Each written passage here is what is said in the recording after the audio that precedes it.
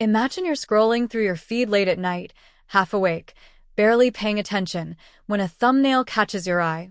A woman smiling, holding a small golden puppy in her arms. Nothing unusual at first glance, right? But the title underneath stops you cold. Woman adopts puppy. Microchip leads her to hidden family. Now you're here. And let me tell you, whatever you're expecting, you're not ready for where this story goes.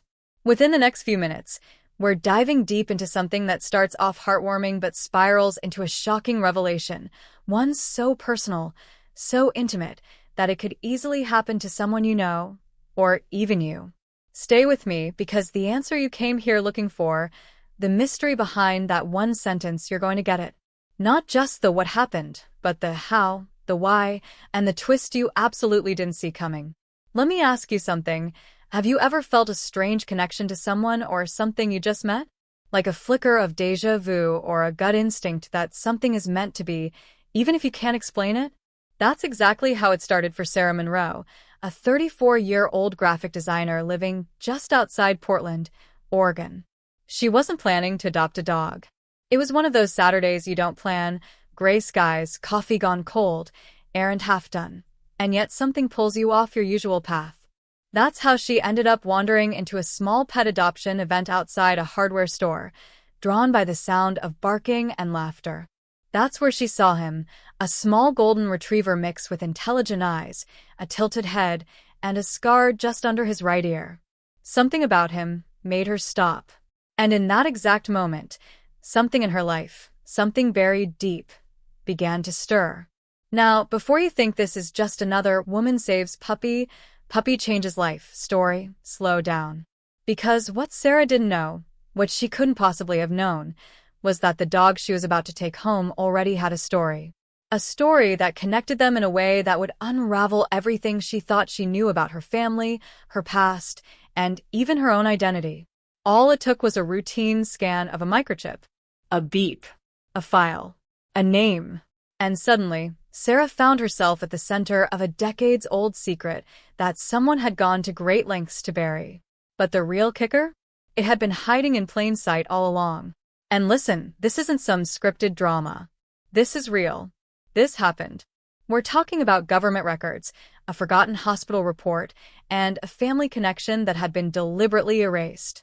And it all came rushing back because of a dog that, by all accounts, should have ended up anywhere else. But he didn't. He ended up with her. And if you're someone who believes in fate, in signs, in the idea that the universe sometimes whispers to you when you're quiet enough to listen, then you're about to feel all of that in your bones. Because what Sarah finds doesn't just change her, it changes the entire meaning of family. I want you to really picture this. You bring a dog home. You feed it, bathe it, let it curl up next to you on the couch. Days pass, and you decide to take it to the vet. Nothing out of the ordinary, until the vet casually waves a wand over the dog's neck, pauses, looks at the screen, and says, "That's strange, this chip's already registered." But not to a previous owner. It's registered to you. That's the moment everything shifts. That's the exact moment Sarah starts digging. And what she finds. Let's just say she had no idea her life was built on missing pieces that were never meant to be found. Now, I know what you're thinking. This sounds like something out of a Netflix thriller or one of those trending TikTok rabbit holes where every update pulls you deeper.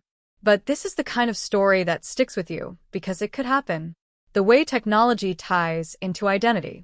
The way we trust systems, records, the official version of events. But what happens when the official version is a lie? What happens when a microchip in a stray dog leads you not just to a mystery, but to your own history? And that's exactly what makes this story more than just compelling. It makes it personal. Because while Sarah started this journey thinking she was rescuing a puppy, she was really uncovering a hidden truth about herself. And by the time it's all said and done, you're going to see how the tiniest coincidence unraveled one of the most shocking family secrets you've ever heard. But before we get to that moment, the moment Sarah knocks on the door of a stranger's house only to be greeted by someone who says the words, "I've been waiting for this day," you need to see everything that led her there. Sarah Monroe's life, up until that strange vet visit, had been remarkably ordinary, pleasant, but predictable. She was the kind of woman who liked a structured routine, someone who found comfort in the known. She lived alone in a modest bungalow nestled between the woods and suburbia just outside Portland, a home she'd inherited from her grandmother 6 years ago. Her days were mostly quiet, working from home as a freelance designer, sipping oat milk lattes while sketching logos for eco-friendly startups and local businesses. Her relationships were simple. Friends from college, a neighbor she exchanged packages with, the occasional text from her cousin Rachel, who had always been the only close family she trusted. No drama, no chaos, nothing that could have hinted at what was waiting just under the surface. That is, until a dog named Teddy walked into her life, wagging his tail as if he'd been there before. What made it stranger was that Sarah hadn't even intended to keep him. Her plan initially had been temporary, just foster care for a few weeks while the local shelter worked through their overflow. But something about Teddy was different. He wasn't skittish or wary like most rescues. He seemed familiar. From the moment she brought him home, he knew where the kitchen was, sat by the back door exactly at 6 p.m. every night, and even curled up on the left side of the bed, her side. It was like living with a memory she didn't know she had. At first, she chalked it up to coincidence or perhaps the remnants of someone else's training. But as the days passed, the feeling grew stronger. There was something beneath the surface, an unshakable sensation that this wasn't just about a dog. The microchip scan only confirmed her unease. Registered to her name.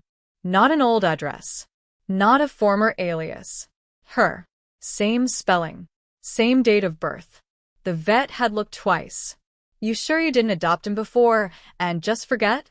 he joked. But Sarah knew she hadn't. She'd never owned a dog in her adult life. And she definitely hadn't registered any animal under her information.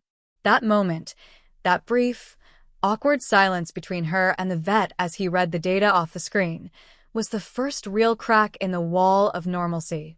What was supposed to be a routine wellness check became a mystery that dug into the very roots of her identity. Back at home, she tried to rationalize. Maybe it was a clerical error, a duplicate record, some glitch in the microchip database. But when she logged into the pet registry website, what she found didn't support that theory. Not only was the chip registered to her full name and birthday, it had been added 3 years ago. And the address listed wasn't her current home, but a house in Northern California, a place she hadn't been since she was a child. That's when she started to feel it, not fear exactly, but something colder. A quiet, creeping discomfort that settled into her chest. Why was her name tied to a house she barely remembered and a dog she'd never met? As Sarah began digging through old family files, hoping for even a hint of clarity, she kept running into dead ends. Her parents had both passed away years ago in an accident. At least, that's what she'd always been told. Her only surviving relative, Rachel, claimed to know nothing about the house in California, brushing it off as a mistake. But Rachel had always been cagey about the past, especially when it came to Sarah's childhood. She'd once let it slip that Sarah had been adopted, but quickly retracted the statement, saying she was confused and too tired to think straight. At the time, Sarah hadn't pressed. But now it felt deliberate. Still, things didn't line up. If she had been adopted, why hide it? And what did that have to do with a dog showing up 3 years ago with a microchip tied to her name? The further she searched, the more disconnected everything seemed. Every record, every document, every trace of her childhood appeared too clean, too curated. Birth certificates that looked newly printed. A complete absence of medical history before the age of 10. And then, one night, while combing through an old photo album that had belonged to her grandmother, she found a picture that stopped her cold. It was a blurry shot of a little girl, no older than 7, holding a puppy that looked exactly like Teddy, same golden fur, same scar below the ear. Scribbled on the back in faded ink, Sarah plus Max, summer 97. But the spelling was different, Sarah, without the H. Was it a typo? A coincidence? Or had someone been changing the narrative all along? This discovery only raised more questions than answers. Who was the girl in the photo? Why did the dog look identical to Teddy? And why had the name Sarah appeared in old handwritten notes stuffed in the back of the album, pages that referenced appointments, phone numbers, and strange notations like check file, 11B, and ask M before contact. That's when Sarah started wondering whether Rachel was the only one keeping secrets. Suddenly, everyone became a suspect. The neighbor who always asked about her dog a little too specifically. The old family friend who'd vanished from their lives after a single visit in 2001. Even the shelter worker who handed her the dog in the first place. Had she seemed a bit too eager for Sarah to adopt him? None of it made sense. But Sarah couldn't let it go. It was like being caught in a dream where you're chasing someone just out of reach. Every step closer only brings more fog. The mystery had already wrapped itself around her life, tightening with each new clue. The microchip had opened a door. What was on the other side was still dark, still shifting, but it was real. And it was waiting for her to go further. To knock on doors. To make phone calls. To ask questions that someone clearly didn't want answered. And then came the letter. No return address. Just her name in perfect cursive on the front. Inside, a single sheet of paper with one sentence typed in all caps. The dog knows where you came from. There was no signature. No explanation. Just those 8 words. Sarah sat frozen, staring at the page while Teddy paced anxiously by the door, whining like he could sense the energy in the room. She didn't sleep that night. And neither did he. Now the question wasn't just who registered the dog, or why her name was tied to it. The real question, the one that kept her staring at the ceiling long after midnight, was who sent the letter, and what exactly did they mean when they said the dog knows? Because if the dog knew where she came from, did that mean Sarah didn't? The next morning, Sarah made the decision to return to the shelter where she'd adopted Teddy. She needed answers. Anything to explain how a rescue dog had been microchipped in her name years before she ever met him. But when she arrived, the entire vibe of the place felt different. The cheerful volunteers from last week were gone, replaced by one woman at the front desk who seemed oddly nervous. Sarah introduced herself and explained her situation, hoping to speak with the man who had helped her with the adoption papers. The woman blinked, hesitated, then said flatly, "We don't have anyone here by that name. You must be thinking of another shelter." Sarah stared at her, confused. "No, I remember his name. Travis. Tall, glasses, tattoo on his wrist. He said he'd worked here for over 5 years." The woman gave a tight smile and said, "Sorry, doesn't ring a bell." Sarah pressed further, but the woman's tone turned colder. "I think you should leave. We're busy today." Something about the exchange felt rehearsed, forced even. It was like someone had told her exactly what to say. And Sarah couldn't shake the feeling that someone was actively erasing the trail. That same night, she went back online, trying to log into the chip registry again to recheck the address from the vet's office. But this time, the information was gone.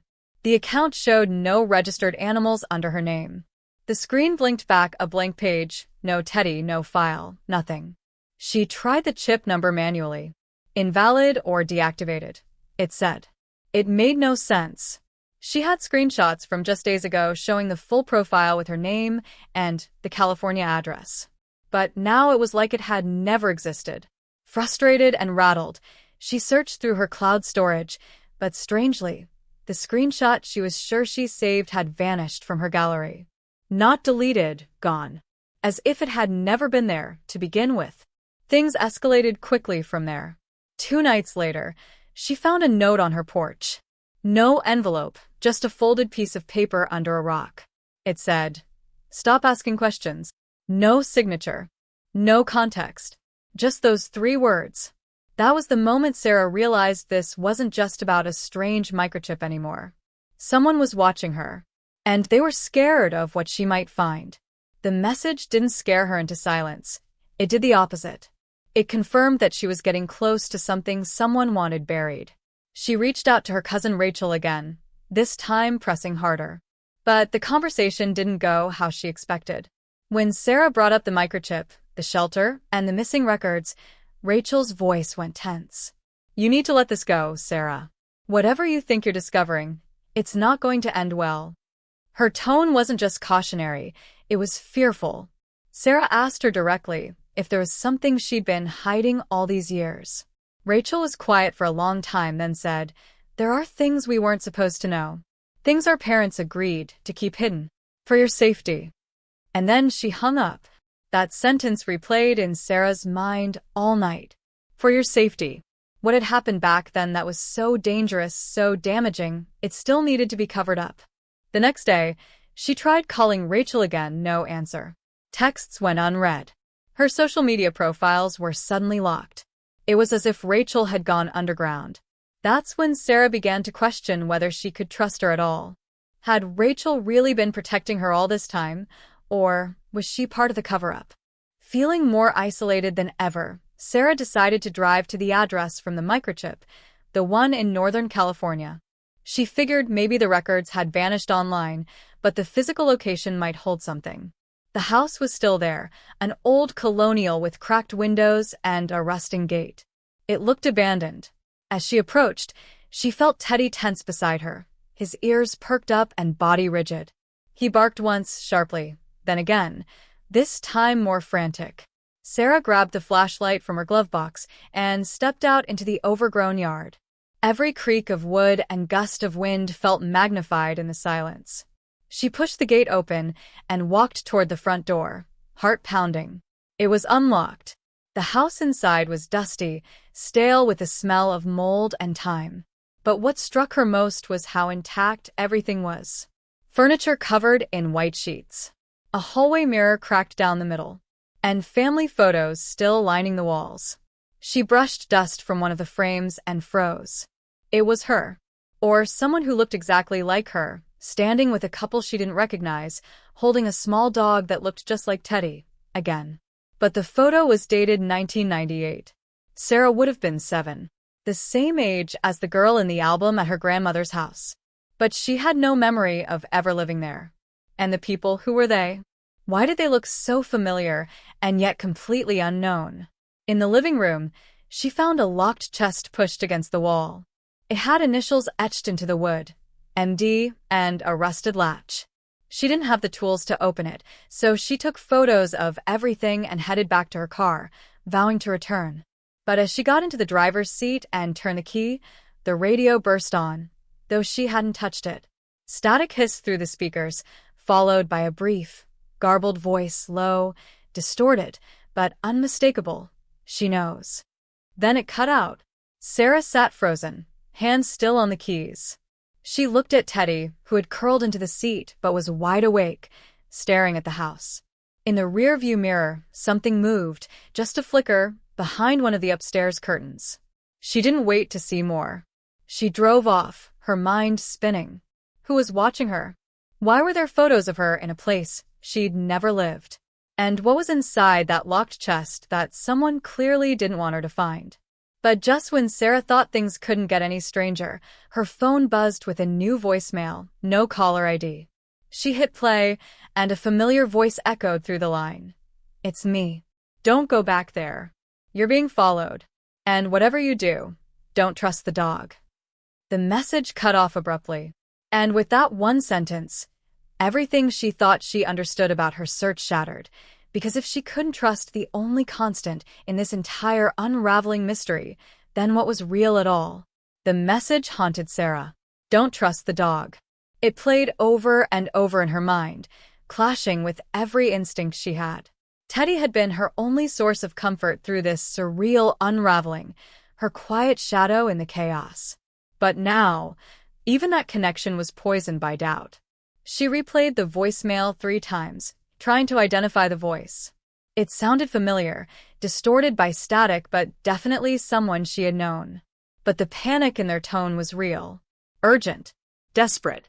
As much as she wanted to ignore it, the seed had been planted, and now every little behavior from Teddy seemed loaded with meaning. The way he stared too long at certain places, his refusal to walk past certain houses on their route, the times he'd stood outside her bedroom door at night, as if guarding it. Before, those moments felt sweet, protective. Now they felt calculated. Just as Sarah began questioning the one being she'd trusted most, the story took another turn. One that didn't just affect her. 2 days later, she got a call from her college friend Elise, someone she hadn't spoken to in months. Elise's voice was shaking. I know this sounds insane, but something weird just happened, and I think it's connected to you. Sarah's heart pounded. Elise explained that she'd been going through an old storage unit she rented after moving to Chicago. Among her boxes of books and kitchenware, she found a padded envelope marked only with Sarah's name, her full name, including her middle name, which Sarah had never shared publicly. Inside was a Polaroid photo of a child Sarah didn't recognize, but who looked startlingly like her. The child stood next to a woman Elise swore she had seen before, maybe from an old photo Sarah had posted years ago. The back of the photo said only, Unit 12C. Follow the pattern. Elise didn't know what it meant, but it had been placed in her storage unit without her knowledge, sometime in the last few weeks. The realization hit them both at once. Sarah wasn't the only one being watched. Someone was casting a wider net, tracking people from her past, using them as messengers or warnings or both. Sarah asked Elise if anything else had changed lately. That's when Elise mentioned a strange encounter she'd had just the week before. A man in a gray hoodie had approached her at a gas station, asking if she knew where the girl with the golden dog lived. She thought he was just being creepy. Now it felt like something else entirely. Sarah begged Elise to keep the envelope and photo safe, but not to talk to anyone else about it. Elise agreed, but not before asking, Sarah, what did you get involved in? That night, Sarah pulled every document, photo, and scribbled note from the past 2 weeks and spread them across her living room floor. It was like assembling a puzzle without knowing what image it was supposed to make. At the center of everything was the dog, the photo from the abandoned house, the chipped registry, and now this strange link to her past showing up in other people's lives. And then something else occurred to her, the house. The locked chest with the initials MD. What if M wasn't a name, but a reference to a person she'd never considered? Digging through one of her grandmother's old letters, she found a reference to someone named Margot Daniels, a childhood friend of her mother's.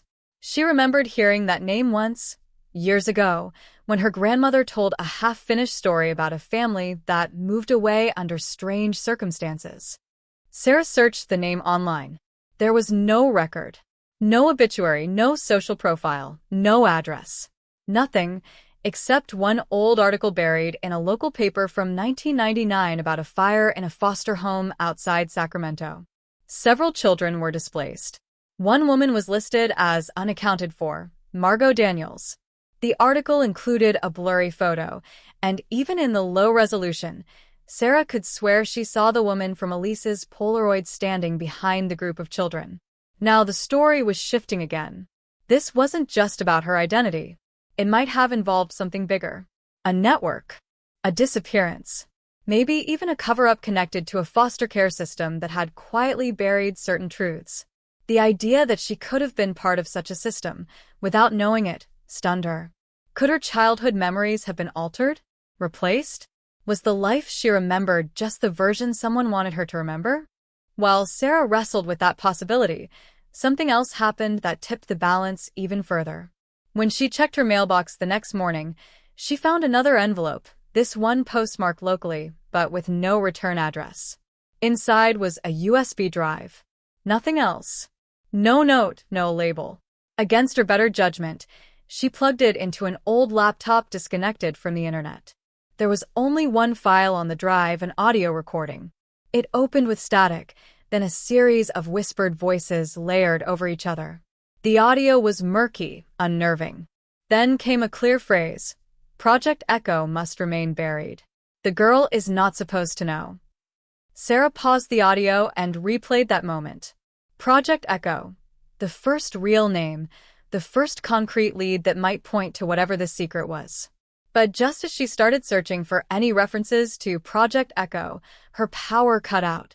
The lights, the laptop, everything. The entire house went silent.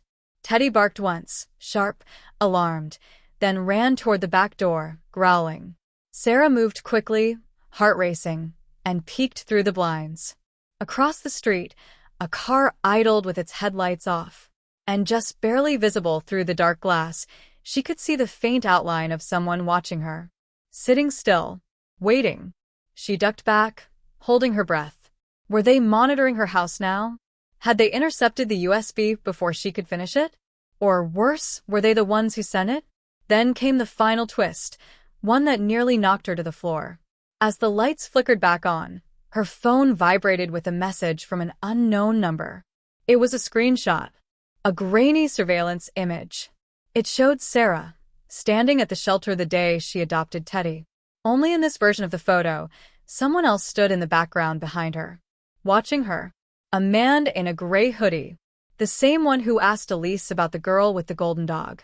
And just like that, the question wasn't who was behind it anymore, it was how long they'd been there and what they were waiting for. The next 24 hours unraveled Sarah's sense of safety in ways she didn't think were possible.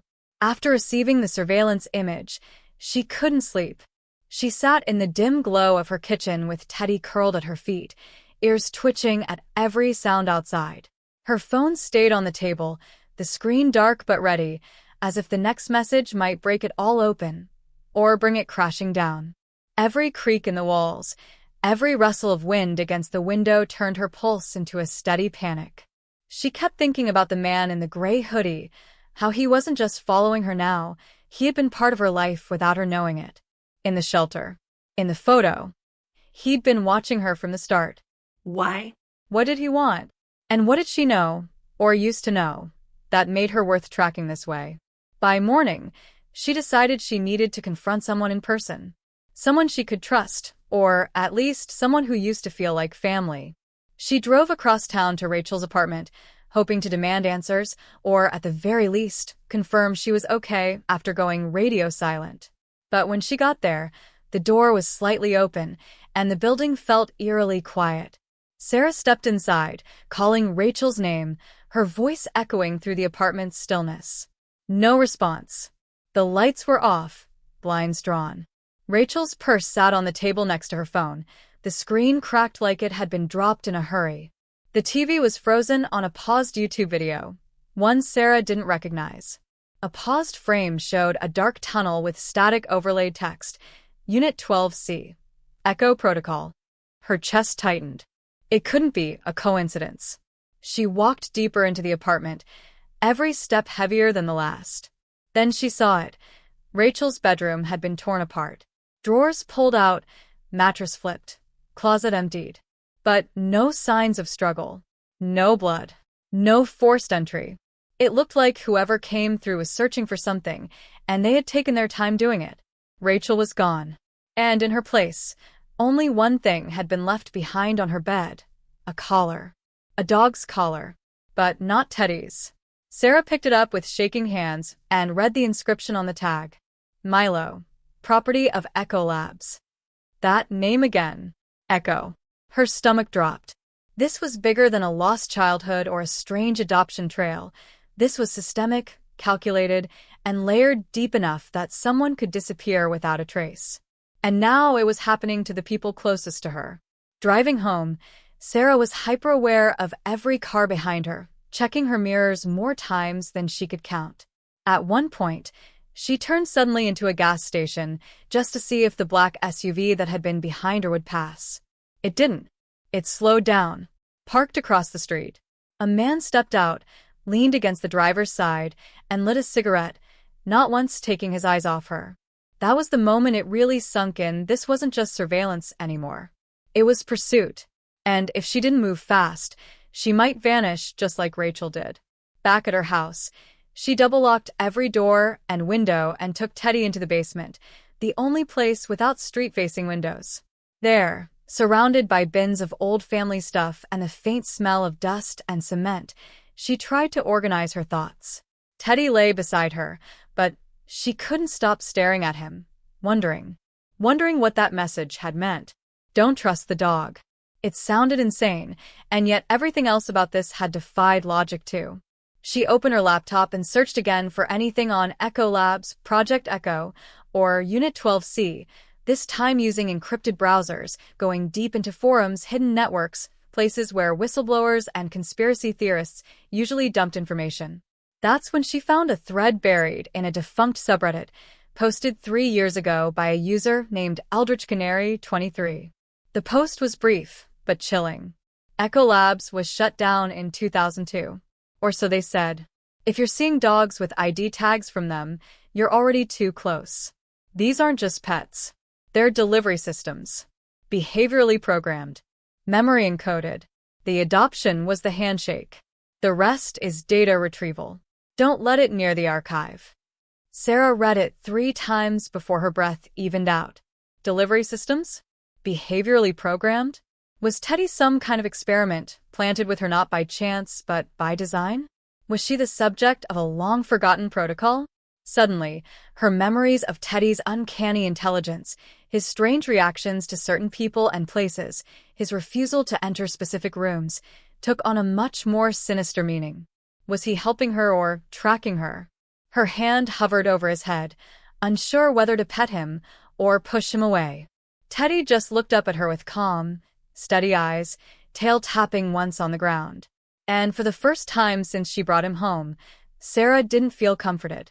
She felt watched. But before she could decide what to do next, her laptop glitched. The screen went black, then lit up again with a flashing image, just one frame.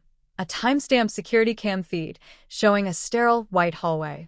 At the far end, a door labeled 12C swung slowly open and a shadow moved toward the camera. Then it cut to black, and her computer shut down completely. No more guessing. No more theories. She was part of something she hadn't chosen. Something buried in a past that had been scrubbed clean, manipulated, rewritten. She thought she was just adopting a dog. But now, with every step, it felt more like she'd been activated, like her entire life had been nudged toward this exact point for reasons she still didn't understand. And then, just when she thought she'd reached the edge of what she could handle, she heard it. Not a knock, not a phone ringing, but a voice, her voice, echoing through the basement, muffled and warbled, coming from an old baby monitor in one of the storage bins. She hadn't seen that thing in years. She pulled it out with trembling hands and hit play.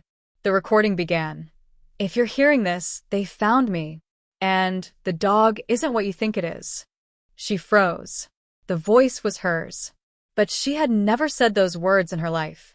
Sarah stood in the basement, her fingers clenched around the old baby monitor, her heart pounding so violently it drowned out her thoughts. Her own voice, echoing from a recording she didn't remember making, played over and over again in her head. The dog isn't what you think it is. It wasn't just disturbing, it shattered everything she thought she knew about the last few weeks. About Teddy. About her own reality. But before she could process what the message meant, the monitor crackled again.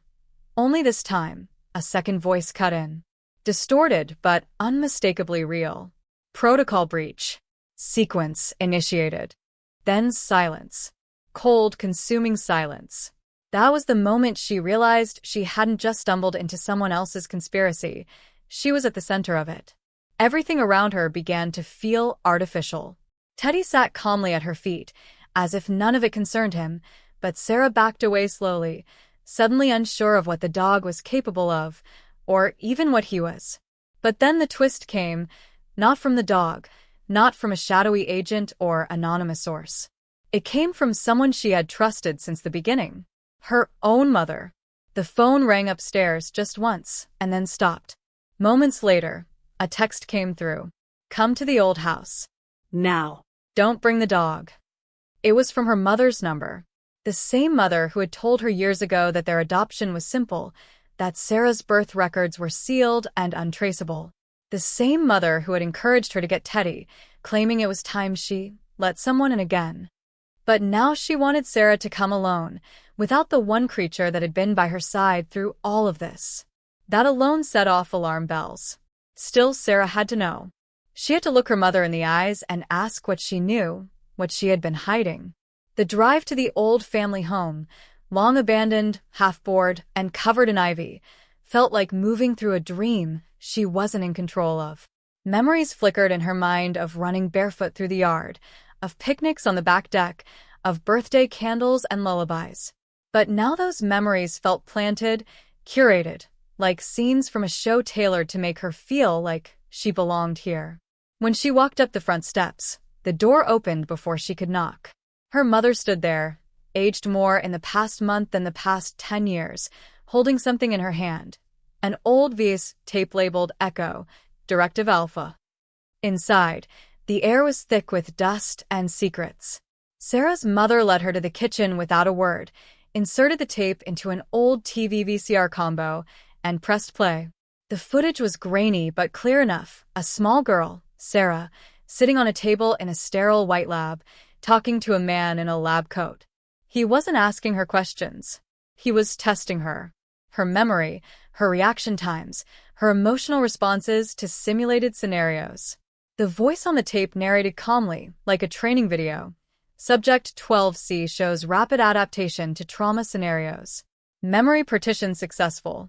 Subject will be placed in domestic environment for observation. Sarah staggered back, her entire childhood now feeling like a controlled experiment. But the worst part was what her mother said next, barely above a whisper. We were told it was for your protection. That you'd been part of something before we even got you. That the dog would stabilize the residual conditioning. Sarah turned to her in disbelief. You knew? You knew all this and still let me live a lie. Her mother's eyes filled with tears, but she nodded. They told us if we deviated from the plan, they'd erase everything again. I couldn't lose you, not again. It hit her like a punch. Not again? That meant this wasn't the first time. Sarah's mind flashed back to a hospital she once saw in a dream. A white hallway with no windows. A voice calling her by a different name. Elena. She had dismissed it as a fragment of imagination, but now, what if it was a memory? Her real name? Her real life? Just then, Teddy, who she had locked in the car, began barking uncontrollably. Not random barking, but like he was trying to alert her, to warn her. Seconds later, the lights flickered. A low-frequency hum began vibrating through the walls, growing louder with each pulse. Her mother's face went pale. They've initiated a sweep. You weren't supposed to remember this much. Sarah's skin crawled. Who's they? Echo Labs. Her mother stepped back, visibly terrified. No. Worse. Echo was just the front. The real program is called Helix Protocol. It's not about observation anymore. It's about activation. Sarah didn't get to ask what that meant. Because before another word could be spoken, the kitchen windows shattered inward, and the hum turned into a blaring tone that dropped her to her knees. Her mother screamed, the TV sparked and smoked, and Teddy's barking grew more violent. Then everything went dark. When Sarah woke up, she was in a hospital bed with no memory of how she got there, no phone, no ID, and no sign of Teddy. A nurse smiled gently and said, Good morning, Elena. You've been in an accident. Just rest. Everything's going to be fine. But Sarah knew better. Everything she thought she knew, her name, her family, her past, even the dog she loved, was now a maze of lies, hidden agendas, and manipulated memories. And worst of all, someone was controlling the game. Someone who had just hit the reset button. The next morning, Sarah, Elena, if that really was her name, woke up not to sunlight or birdsong, but to the distant, metallic beep of medical monitors and the hushed whispers of people just outside her hospital door. The sterile white walls and laminated posters about patient rights did little to calm her nerves. It all felt staged. Too neat. Too curated. Like every inch of her new surroundings was part of another layer in the elaborate illusion she had just begun to peel back. She reached for the call button, but stopped midway. Her instincts screamed at her not to trust anything in this place, especially not the people pretending to help. The nurse who called her Elena hadn't returned. No one had, not in hours. Her clothes were gone, replaced by standard-issue scrubs with no labels. Her belongings? Nowhere in sight. And Teddy? Still missing. That fact alone sent a sharp pain down her chest. Then, the door finally creaked open, and in walked a man she hadn't seen since childhood, but whose face had haunted fragmented dreams for years. Daniel. Her godfather, or so she'd been told. A quiet, soft-spoken man who used to appear at family dinners with a kind smile and a heavy briefcase, always smelling of printer toner and metal. He sat down slowly, keeping his hands visible, as if approaching a frightened animal. His eyes scanned her like he was reading an encrypted file. They didn't erase everything, he finally said, voice low and careful. I told them it was too risky, that you were stronger than they assumed. Sarah didn't move. She just stared, waiting, her jaw clenched tight. You have every right to hate me, he said. But there's no time for that now. You're in danger. Real danger. And you have to choose. Do you want answers or do you want to survive? The question sliced through her. It was more than a warning. It was a test. One she hadn't studied for. She could either walk away, let go of everything she'd learned, take the out, and live a life carefully monitored but relatively peaceful. Or she could dig deeper and risk being silenced for good.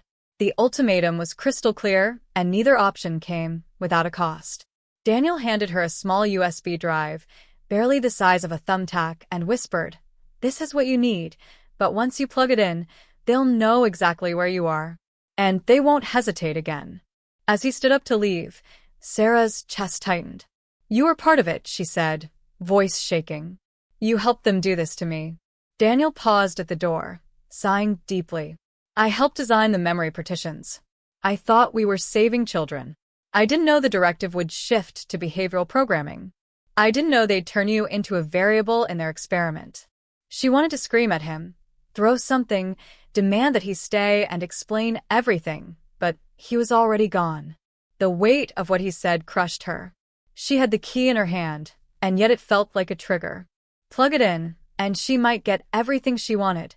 Names, files, footage, even her real identity. But it also meant she might never see the outside world again. She spent hours staring at the device, memories flickering in and out like a corrupted tape, birthday candles melting too fast, a hand slipping a silver tag onto a newborn puppy's collar, whispered lullabies that felt eerily synchronized. Everything was connected. The dog, the house, her supposed family, even the strange dreams about another name and another place. But then came the knock. Not at the hospital door, but on the window. It was dark outside, and yet someone was standing there on the second-floor ledge. A hooded figure pressed a sheet of paper to the glass, then disappeared into the night. Heart racing, Sarah stumbled toward the window and peeled the paper off with shaking hands. 3 words were scribbled in red ink. "He's not dead." The color drained from her face. Her father, her real father, was supposed to have died in a car accident when she was 5. Or so she'd been told. Her earliest memories of him were warm but blurred, like someone had pressed their thumb too hard on the mental photo album. Was it possible he'd been hidden, erased from her memory too? And if he was still alive, why now? Why this message? And who left it? Everything was spiraling faster than she could process. The USB drive burned cold in her hand, the message pulsed in her mind, and the thought of Teddy alone somewhere in the world filled her with dread. She was being pulled in every direction, forced to make impossible choices. Trust Daniel, the man who once programmed her mind? Track her father, a man who may not even be alive? Or risk it all for the truth? One keystroke away? But before she could choose, the fire alarm blared. The floor erupted into chaos, nurses running, doors swinging open, smoke creeping under the seams. It wasn't a fire. It was a distraction. Sarah knew that now. Someone didn't want her making the next move. Someone was afraid of what she might uncover. And someone, somewhere, was watching, waiting for her to step into the next trap. The smoke wasn't thick, but it was enough to disorient. Enough to break routine. Enough to cause panic, but not enough to be natural. Sarah knew it the second her bare feet hit the cold hospital floor as she slipped out of her room, pressing the tiny USB into the elastic band of her scrub pants. The hallway was a blur of red lights and shouting, staff rushing patients out in wheelchairs, sprinklers dripping like some kind of eerie countdown. But no alarms on other floors. No evacuation protocol from security. This wasn't a fire, it was a pull on the string, a way to see what she would do when pressure mounted. It was a test, and she was done being tested. Down the hall, she spotted the hooded figure again, moving too fluidly through the chaos to be a bystander. He motioned to her with 2 fingers, Quick, sharp, military, and she followed, not out of trust, but out of necessity.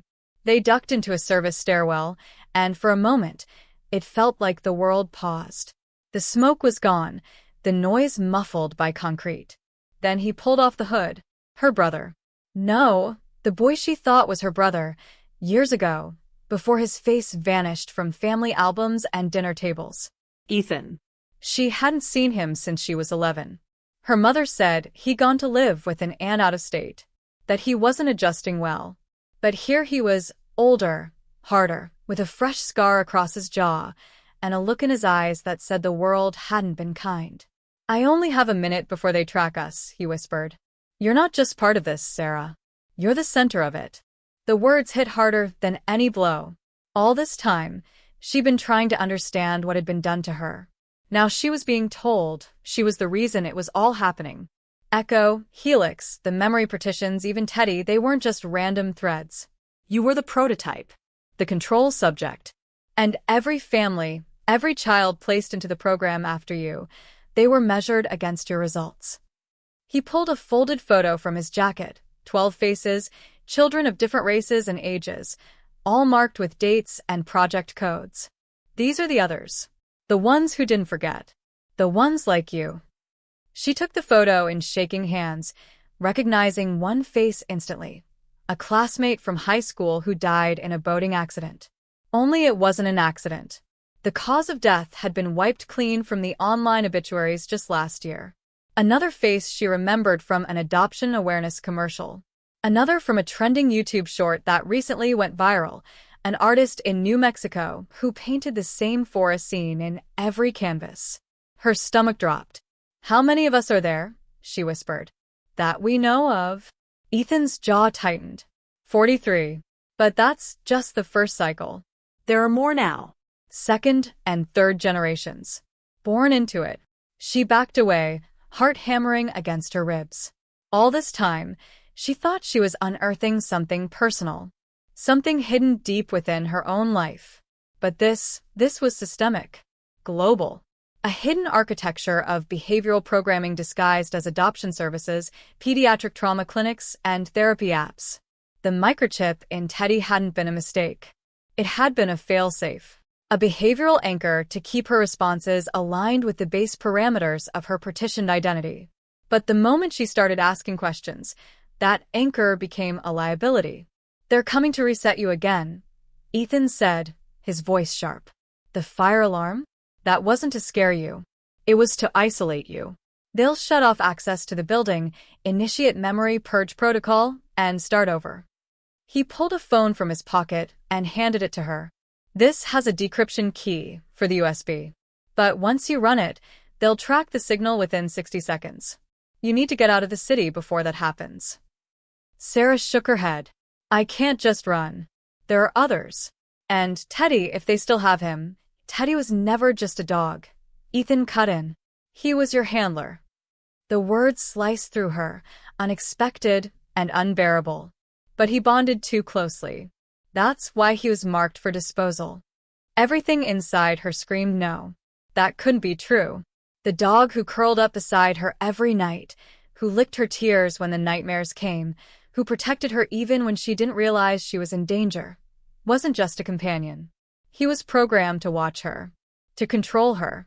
And now, because he had loved her in his own way, he was considered defective.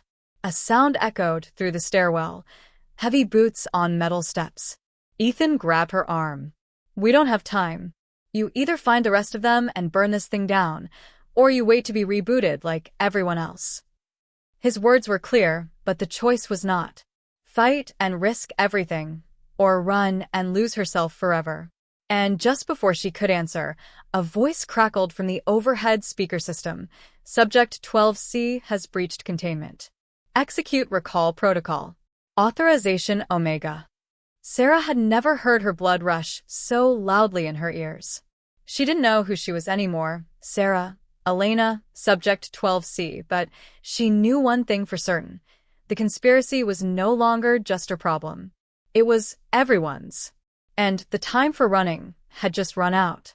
The room wasn't what she expected. Not sterile or high-tech. Not filled with computers or flickering monitors like she had imagined in every nightmare since the truth began to unravel. It was warm, furnished like a study, lined with bookshelves and soft lamplight. At first glance, it almost looked safe. But nothing about this place was safe. Sarah's breath hitched as the door shut behind her with a quiet hiss, sealing her in. Across the room, seated in a worn leather chair like he was waiting for a casual chat, was Dr. Halvorsen.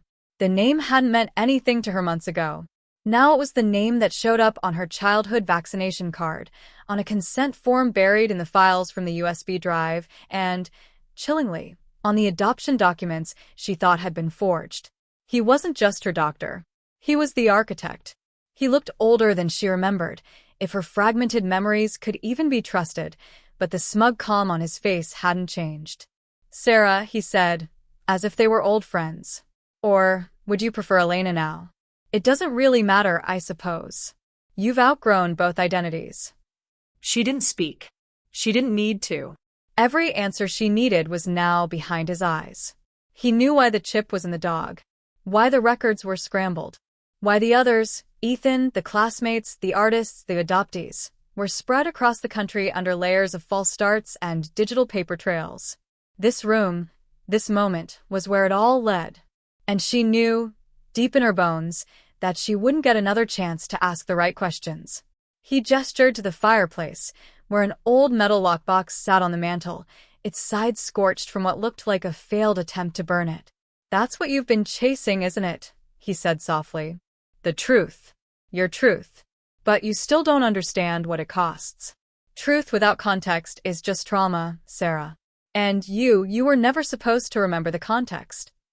She stepped forward, fists clenched, every nerve in her body screaming.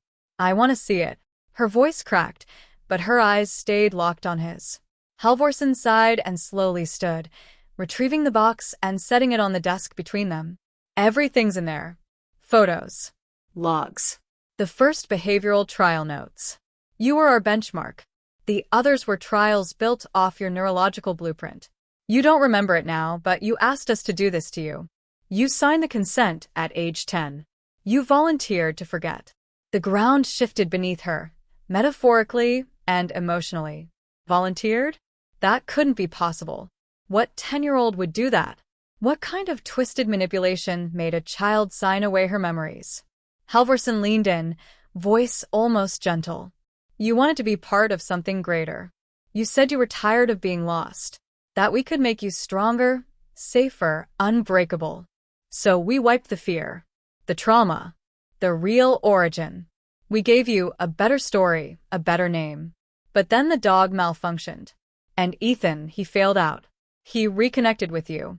That's where the thread started to fray." It all made sense now. The eerie dreams.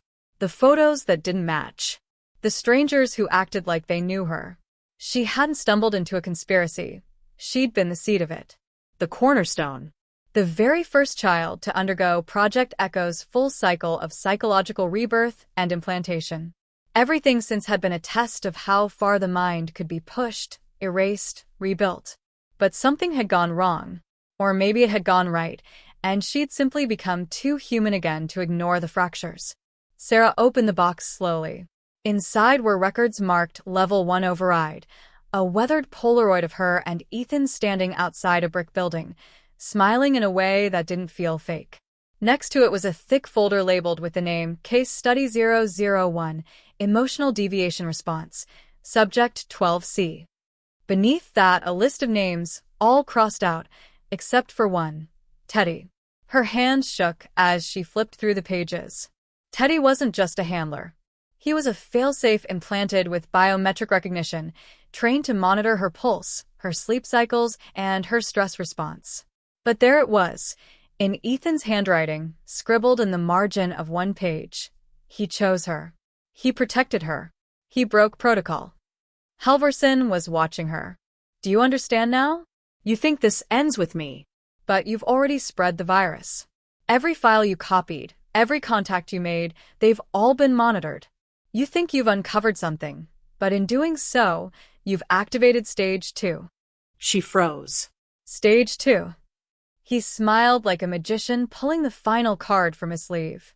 Every sleeper unit with your biometric match has now received a silent activation. Not to erase them, but to wake them. You didn't destroy the program. You became its catalyst.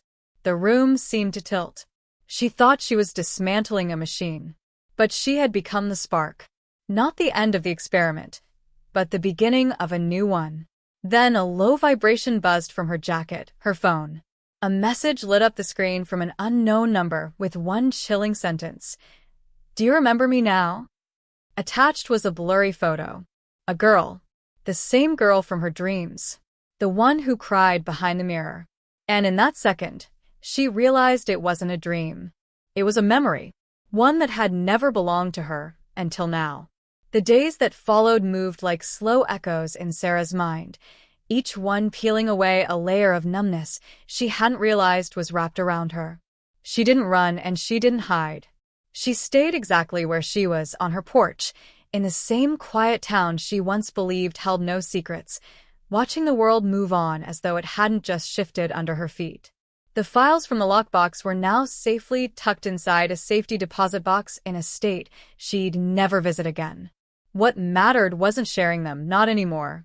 She knew no media outlet would believe it, no court would touch it, and every face she might expose had already vanished from public record like they'd never existed. The program had planned for loose ends. But what it hadn't planned for, what it could never truly anticipate, was how someone could reclaim their identity, piece by piece, even after the system tried to erase it. Teddy stayed. No longer just the dog with the chip, no longer just the silent shadow watching over her. He was her final link to the person she used to be. Elena, Subject 12C, the one who'd chosen to forget in the first place. She often wondered what pain she'd been trying to leave behind, what kind of trauma drove a child to sign away her own memories, her own story. But maybe that answer didn't matter anymore. She wasn't running from that girl. She was honoring her, living for both of them now. Every time she threw a ball across the yard and Teddy ran after it like nothing had changed, she remembered what it meant to feel grounded. And every time she woke up from those vivid, fractured dreams of labs and locked rooms and crying children who looked just like her, she reminded herself they were only memories. Memories and not chains. But still, there were things she couldn't explain. People who crossed the street when they saw her. A new neighbor who asked just a little too much about her past. Once, she caught a glimpse of Ethan on a news report about a data breach involving a biotech firm. His name wasn't mentioned, but the man walking past the camera had his same walk, his same anxious flick of the eyes. She knew then that he was still out there, maybe helping others wake up, or maybe still running from the ghosts they both used to be. Either way, she hoped he found his peace too. The text she'd received that night, "Do you remember me now?" remained unanswered. Not because she didn't want to know, but because she finally understood that not all questions are meant to be solved like riddles. Some were left behind like footprints, meant only to show you where you've been, not where you're going. And as the sun dipped low over the horizon, painting the sky in muted orange and deep violet, Sarah leaned back in her porch chair, eyes soft, shoulders no longer heavy with the weight of invisible things. Teddy rested his head on her feet, his breath steady, heart strong. She had become the spark. She had accidentally awakened something. But she had also reclaimed something the system could never take, her right to choose what her story became. Not a subject, not a file, not a mystery waiting to be solved. Just a woman who adopted a dog, and in doing so, adopted herself back. And yet, as the crickets began their evening chorus and the air turned cool against her skin, her phone buzzed once more with a new message from the same unknown number. This one just read, "You're not the only one." Attached was a blurry photo. A playground. A boy sitting alone. And next to him, another dog, almost identical to Teddy, with the same black patch over one eye. Sarah stared at it, heart steady, but breath caught somewhere between dread and hope. She didn't know what it meant, not exactly, but she knew what came next. This wasn't over. It never was. It was only beginning again. And somewhere, someone else was about to wake up.